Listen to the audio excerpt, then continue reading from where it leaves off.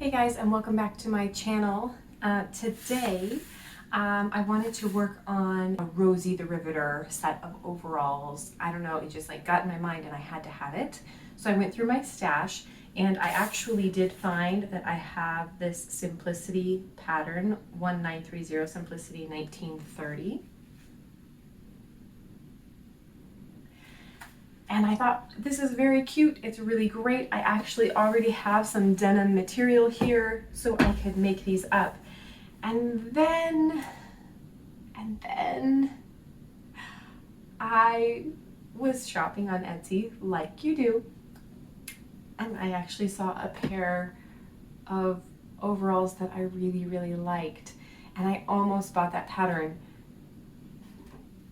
because, seriously, look how cute that is. So I was looking at this pattern rather longingly. That actually seems like it would be in my size and everything. And I just noticed a few things I don't love. I don't love that it buttons in the back. I feel like that's really inconvenient for a pair of overalls or dungarees or jumpsuits, whatever you want to call them. They're all different. So that got me thinking, I love the top of this here, but I'm very happy with the side buttons and everything on this pattern here. And it got me thinking, I can do that. I can do that. And so I went through my stash again and I found this little play suit. It's a New York pattern, 1619.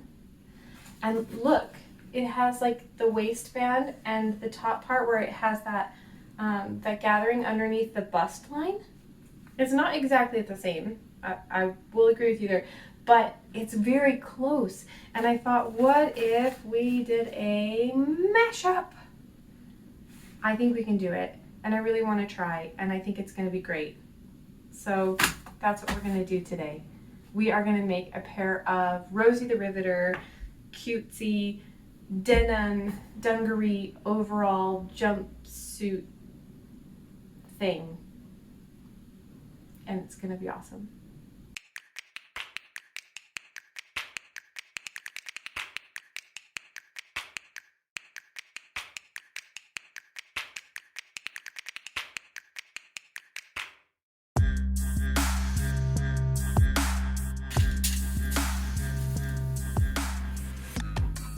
When I am tracing a pattern,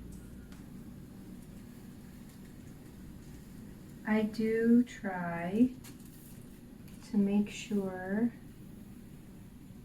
I am adding every little piece that they have written in.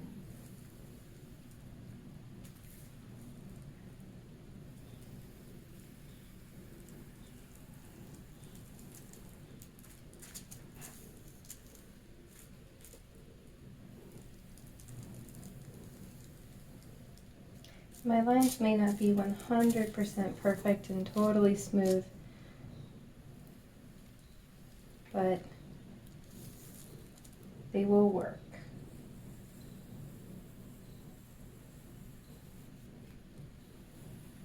As long as I'm not too crazy.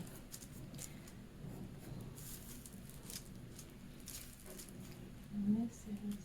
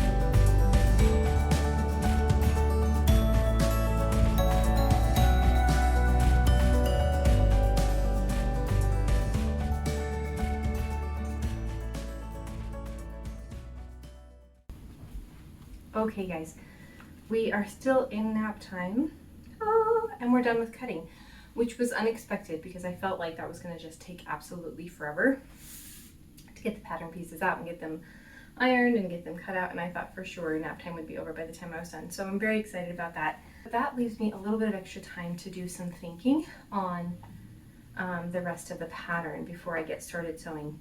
This particular pattern, and many patterns for overalls from this time period, have these little front pockets here and then pockets on the bib fronts. Very popular. And the reason that they have these is because they've got buttons on both sides of the slacks. Women of the past knew they needed pockets and they made sure to give themselves pockets. But when you do have side closures where you're doing such large buttons, having side pockets can sometimes not work out quite as nicely. They don't always lay as flat and as nice, because as the buttons are here, this front piece can kind of stretch out or pull or tug, and it changes the shape of the slack. I think I still want side interior pockets as opposed to top patch pockets for these, because I'm not a huge fan of top patch pockets, if I'm being entirely honest. And I think the way that we can do that and get around it is by only doing the button closures or zipper closure. We can do either on one side. I don't really see a need to have them completely come open on both sides, all the way down below the hip area.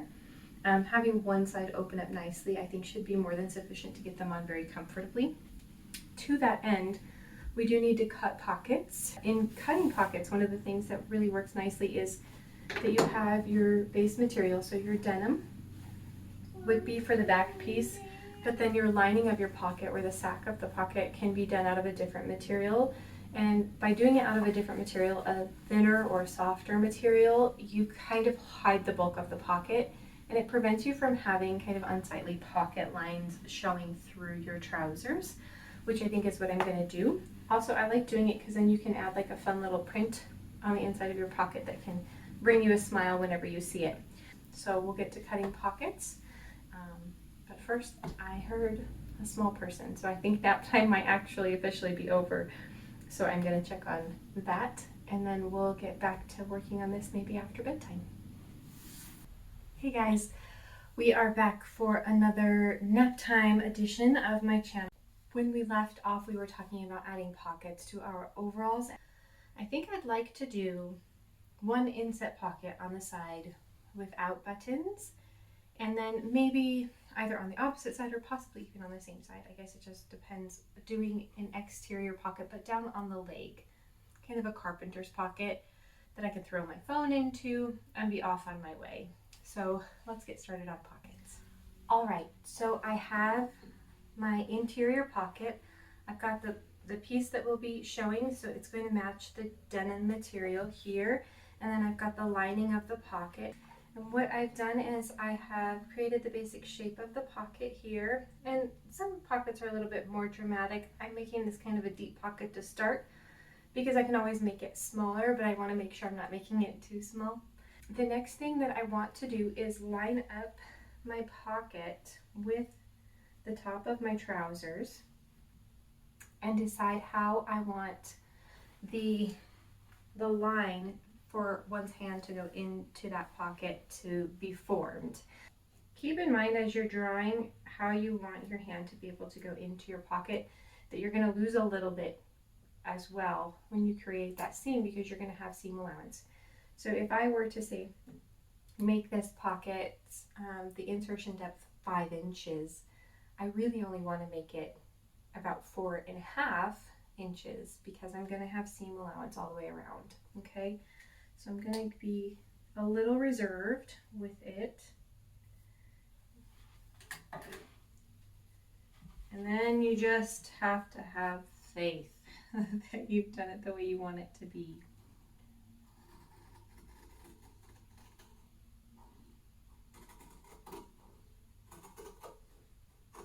Okay, delightful. So now when you look at the pocket here, you can now see that I can put my hand into my pocket here There's pocket below. That's going to make sure things that you put in your pocket then don't just fall out the side. There's a piece of the pocket up here. This is going to attach to the waistline and keep everything nice and snug and in place. So this is roughly the size that the pocket will be. And we're going to stitch along this line here. And we're going to flip it then inside out so that it will look like that with that decreased hem. And then once I've done that, I can then come in, line up my pocket, and that's how we are going to create our inset pocket.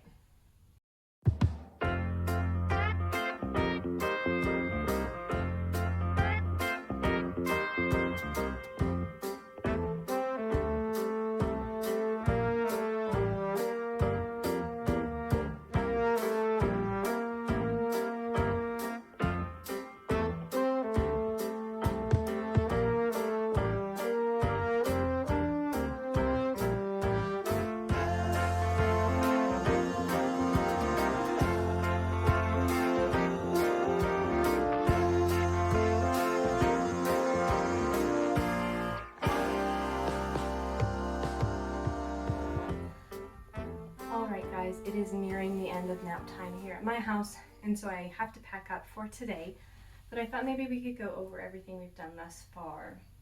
We have gone ahead and put the bodice or the bib front of the overalls together. We were using that modified pattern, and when I did finish it, the top actually came almost all the way up to the nape of the neck, and so I've actually folded it down quite a bit. I put it on the mannequin to kind of see how things were laying, and you can see how dramatic that fold is. And what happened was, if we put the bib front where we wanted it as the pattern currently is, it was causing the whole front to really blouse out quite large, which I don't really want.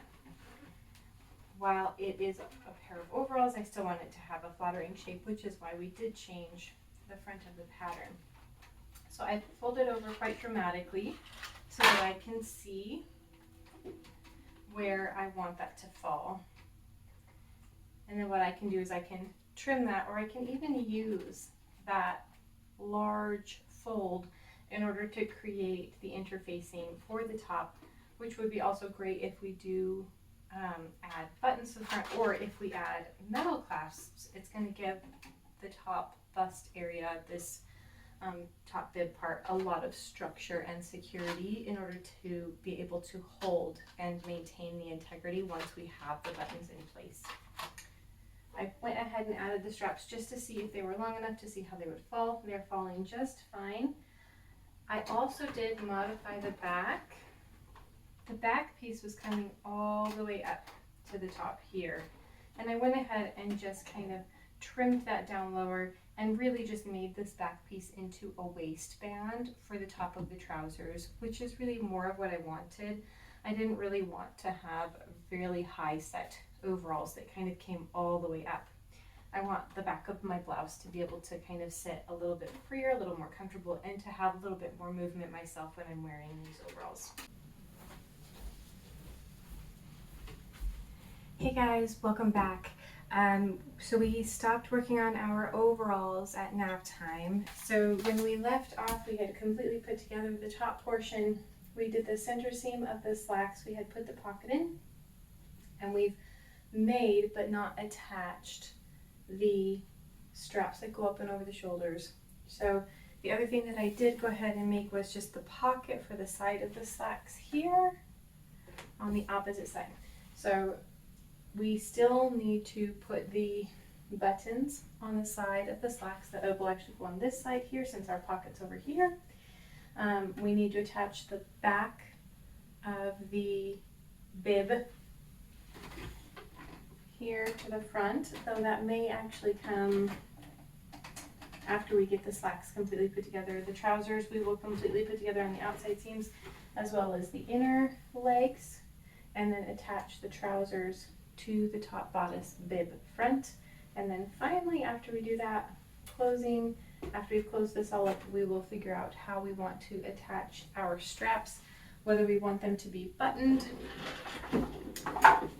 or whether or not we want to use metal clips. So let's dig in.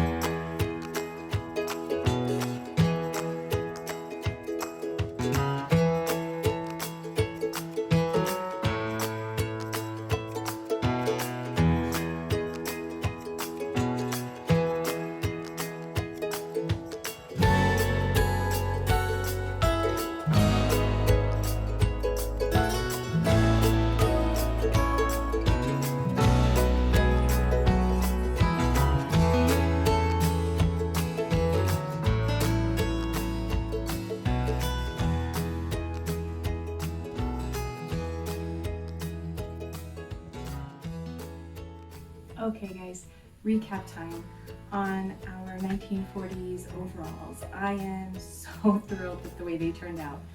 I will admit they are not the most flattering make I have ever made, but they definitely have a little bit of give here and there. They unfortunately don't hide the mummy tummy, but they are so cute. They are very, very comfortable, very easy to get on and off.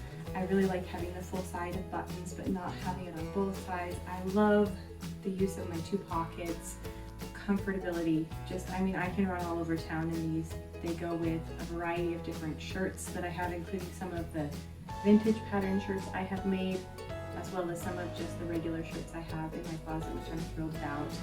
I think for this pattern, if I was going to make it again in the future, I might change the bib front for two reasons. One, just because there were a few little things with this pattern that I ended up not loving as much as I had hoped.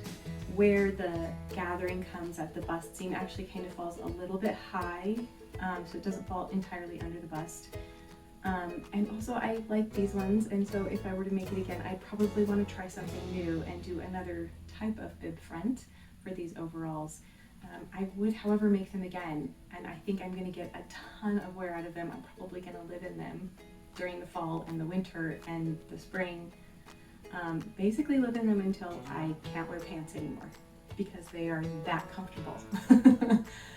So I really hope you have enjoyed this video of making these mashup overalls for a 1940s gal. I feel like I could be part of the Land Army Watch Out world.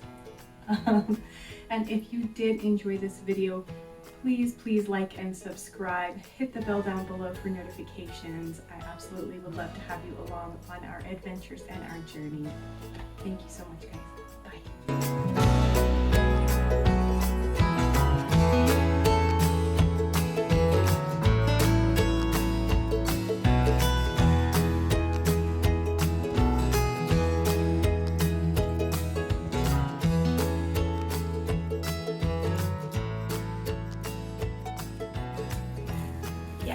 I'm just talking to hear myself talk at this point.